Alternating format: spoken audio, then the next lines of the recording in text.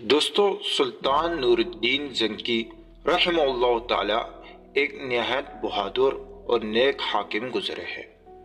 ایک رات وہ معمول کے مطابق تہجد کی نماز پڑھ کر سویا تو آپ علیہ السلام کی زیارت نصیب ہوئی۔ دیکھا کہ آپ صلی اللہ علیہ وسلم دو آدمیوں کی طرف اشارہ کر کے فرما رہے ہیں کہ میری مدد کو پہنچو، مجھے ان دونوں سے بچاؤ۔ سلطان گھبرا گئے۔ جب آنکھ کھلی تو وضو کیا اور نماز پڑھ کر دوبارہ سویا تو بعینہ ہی وہی خواب پھر دیکھا۔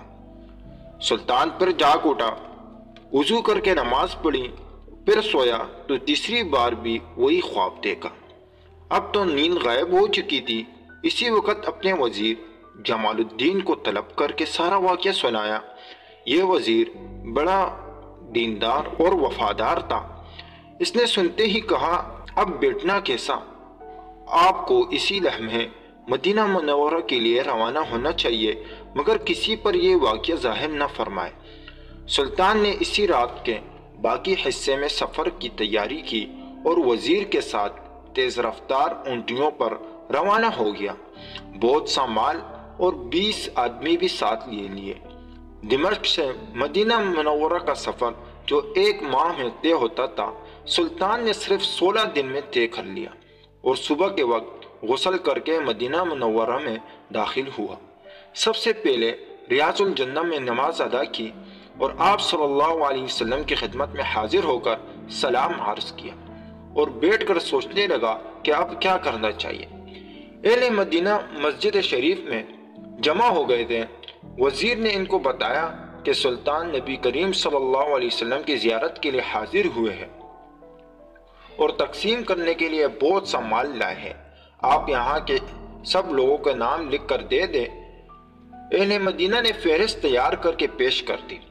سلطان نے سب کو ایک ایک کر کے بلانا شروع کیا۔ جو بھی آتا کیا اسے بغور دیکھتے رہے اور مال دے دے کر واپس کرتے رہے۔ سب لوگ فارغ ہو گئے، مگر ان میں کوئی شخص بھی ان دو میں سے نہ تھا جو خواب میں دکھائے گئے تھے۔ سلطان نے پوچھا، کیا کوئی آدمی اپنا حصہ لینے سے رہ گیا ہے؟ لوگوں نے انکار کیا تو سلطان نے کہا، سوچو، غور کرو، شاید کوئی رہ گیا ہو۔ اس پر لوگوں نے بتایا، اسپین کے 2 آدمیوں کے سوا کوئی باقی نہیں رہا، مگر وہ دونوں کسی سے کوئی چیز لیتے نہیں ہیں۔ وہ نیک اور مالدار ہیں اور غریبوں کو وہ خود ہی بہت صدقات دیتے رہتے ہیں۔ سلطان نے یہ سن کر قدر اطمینان کا سانس لیا اور دونوں کو بلوایا۔ دیکھا تو یہ وہی 2 شخص تھے جن کی طرف سرکار دو عالم صلی اللہ علیہ وسلم نے اشارہ کیا تھا۔ سلطان نے پوچھا، تم کہاں سے آئے ہو؟ انہوں نے کہا، ہم مغربی ملک اسپین سے آئے ہیں، حج کرنے آئے تھے، پھر یہاں اس سال رسول اللہ صلی اللہ علیہ وسلم کے پاس رہنے کا ارادہ کر لیا۔ سلطان نے کہا، مجھے سچ بتاؤ۔ اس پر وہ بالکل خاموش ہو گئے۔ سلطان نے پوچھا، ان کی رہائش گاہ کہاں ہے؟ بتایا گیا کہ روضہ اقدس کے برابر ایک مکان میں رہتے ہیں۔ سلطان ان دونوں کو ساتھ لے کر ان کے گھر پہنچا تو وہاں بہت سا مال و دولت، کچھ کتابیں وغیرہ کے سوا کچھ نظر نہ آیا۔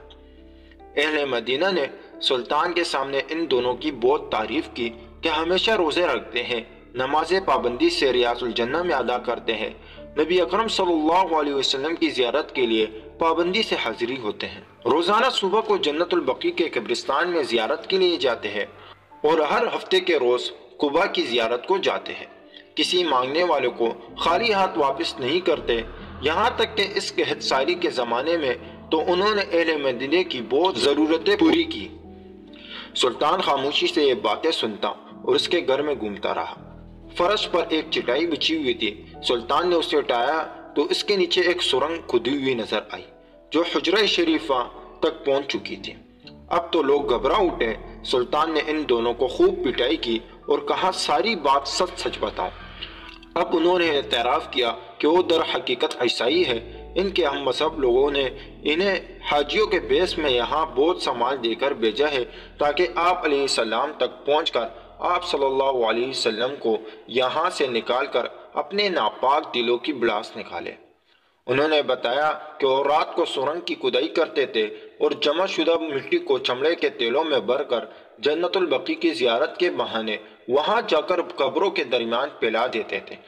یہ سلسلہ مدت سے جاری تھا کہ آج رات جیسے ہی ہم حجرہ شریف کے قریب پہنچے تو اچانک بادل گرجنے لگے اور بجلی کڑکنے لگی، سخت زلزلہ آیا، یہاں تک کہ صبح کو آپ پہنچے۔ سلطان یہ سب سن کر اللہ تعالیٰ کے حضور بہت روئے کہ اس نے اس عظیم خدمت کے لیے اس کا انتخاب فرمایا۔ پھر ان دونوں بد نصیبوں کے سر قلم کروا دیے، ان کو حجرہ شریفہ کے قریب والے اس روشن دان کے نیچے قتل کیا گیا جو بقیع کی طرف کھلتا تھا، اور حجرہ شریفہ کے گرد گہری خندق پانی کی سطح تک کھدوا کر اس کو پگھلے ہوئے شیشے سے بھرتے ہیں۔ اس طرح حجرہ شریفہ کے گرد شیشے کی ایسی فصیل قائم کر دی جو پانی کی سطح تک پہنچی ہوئی ہے۔ یہ خدمت انجام دے کر سلطان دمشق واپس آ گیا۔